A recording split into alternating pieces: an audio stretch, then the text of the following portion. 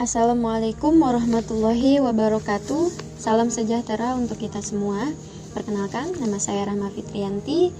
Pada kesempatan kali ini saya ingin mempromosikan atau memperkenalkan kampus Unusia, di mana di kampus inilah saya menuntut ilmu. Jadi kampus Unusia ini adalah kampus yang istimewa, di mana dalam kampus ini terdiri dari pelajaran-pelajaran agama Islam serta kebudayaan, lalu pelajaran umum-umum lainnya. Nah, dalam kampus ini ada beberapa fakultas, khususnya yaitu fakultas PAI gitu. Saya sendiri mengambil jurusan yaitu PAI, pelajaran agama Islam. Nah, di kampus Unusia ini terbagi menjadi 3. Ya, pusatnya itu ada di Jakarta, yaitu kampus Matraman ya. Nah, saya sendiri kuliah di kampus B Parung Unusia. Nah, selain pelajaran-pelajarannya, di Unusia ini mengenai masalah pembayaran, di kampus Unusia ini banyak sekali keringanan-keringanan yang telah diberikan oleh pihak kampus. Salah satunya yaitu pemberian beasiswa atau program beasiswa seperti itu. Nah, di sini ada beberapa program beasiswa yang bisa diikuti oleh mahasiswa agar mengenai hal pembiayaan tidak menjadi masalah bagi kita para mahasiswa untuk terus menuntut ilmu. Baik, lanjut ke tahap kedua ya. Saya akan memperkenalkan diri saya secara lebih lengkap gitu ya. Nama lengkap saya adalah Rahma Fitriyanti. Saya mahasiswa prodi PAI non-reguler semester 5, kampus B, Parung, Kemang, Bogor. Alamat saya di Kampung Cisuk, RT 03, RW 02 di Desa Cibeteng. Nah, pada kesempatan kali ini saya akan menyampaikan materi yang sudah saya baca dan pahami serta saya rangkum sesederhana mungkin sesuai dengan instruksi dari dosen saya. Kali ini saya akan menjelaskan sedikit materi, yaitu yang pertama tentang konsep desain instruksional. Nah, dalam konsep desain instruksional ini yang pertama tentang pendekatan sistem. Nah, pendekatan sistem ini adalah bentuk operasional dari prosedur ilmiah, sistematis dan rasional dalam rangka memecahkan masalah. Dalam pendekatan sistem ini ada beberapa komponen, ada 6. Yang pertama yaitu peserta didik. Nah, peserta didik ini ada beberapa hal di dalamnya, yaitu latar belakang dan pengalaman, kemudian motivasi, akses terhadap sumber belajar, kemudian domisili atau tempat tinggal, akses terhadap saluran komunikasi, kebiasaan dan disiplin waktu, kebiasaan belajar secara sistematis, kebiasaan sambil berpikir. Nah, yang kedua yaitu lulusan yang berkompetensi seperti yang diharapkan.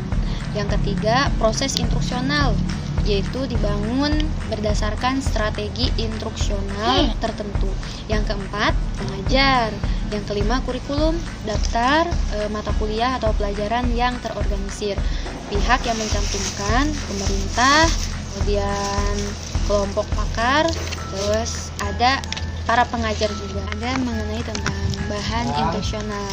Nah, bahan instruksional ini disusun berdasarkan tujuan instruksional khusus atau tujuan instruksional umum, karakteristik peserta didik, dan strategi. Dalam bahan instruksional ini terbagi menjadi 3, yaitu bahan instruksional yang digunakan oleh pengajar dan peserta didik dalam proses pembelajaran tatap muka yang disebut dengan kompilasi. Nah, yang kedua yaitu pendekatan instruksional mandiri. Nah, yang biasa kita jalani jarak jauh. Nah, yang ketiga yaitu kombinasi, yaitu gabungan antara kompilasi atau tatap muka dengan jarak jauh. Nah, yaitu mengenai model cooperative learning dalam pengajaran. Nah, model cooperative learning ini sama dengan, maksudnya pengertiannya itu adalah belajar kelompok. Nah, jadi nanti siswanya ini perwakilan dari siswa-siswa yang memang pintar, cerdas, menjadi perwakilan kelompoknya. Nanti mereka akan dibagi ke ke beberapa kelompok, kemudian mereka akan presentasi seperti itu. Jadi lebih kepada pembelajaran kelompok. Nah, yang ketiga, konsep utama urutan kegiatan. Instruksional ini terdiri atas 3, yaitu pendahuluan, penyajian, dan penutup.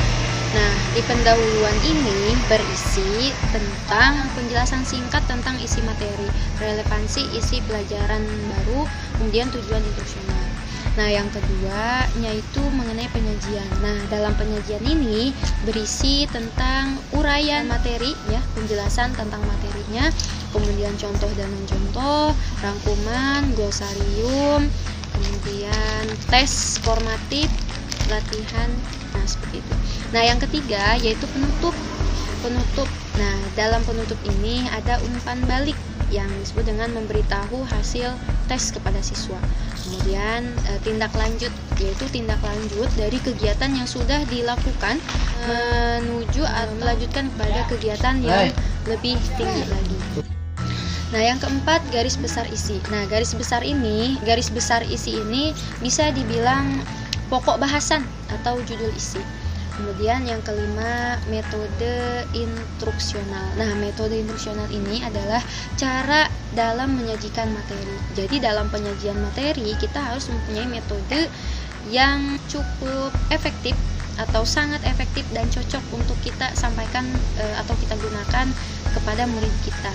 Yang keenam, media alat instruksional. Makanya bahasan materi yang selanjutnya itu media alat instruksional, di mana media ini berguna untuk meluncurkan informasi dari pengajar ke penerima, yaitu dari guru kepada muridnya, seperti itu. Nah, konsep utama waktu yang diberikan yaitu penentuan waktu dalam menit yang dibutuhkan dalam pengajaran yang dilakukan oleh pelajar dan pengajar. Nah, yang terakhir mengenai materi langkah menyusun strategi. Terakhir ya, mengenai langkah menyusun strategi instruksional sesuai dengan tujuan. Yang pertama yaitu menulis nomor tujuan instruksional khusus atau kelompok tujuan instruksional khusus yang strategi instruksionalnya akan disusun. Yang kedua, Anda mulai memikirkan urutan kegiatan instruksional yang sesuai untuk menghasilkan pengetahuan, keterampilan, sikap yang sesuai dengan tujuan instruksional atau tujuan yang tercantum dalam tujuan instruksional khusus. Nah, yang terakhir di kolom ketiga diisi dengan garis-garis besar materi yang akan diberikan pengajar dalam setiap urutan kegiatan. Nah, mungkin itu yang dapat saya sampaikan. Kurang dan lebihnya mohon maaf. Wassalamualaikum warahmatullahi wabarakatuh. Nah, sebagai penutup terakhir inilah foto-foto atau kegiatan selama perkuliahan. Silahkan.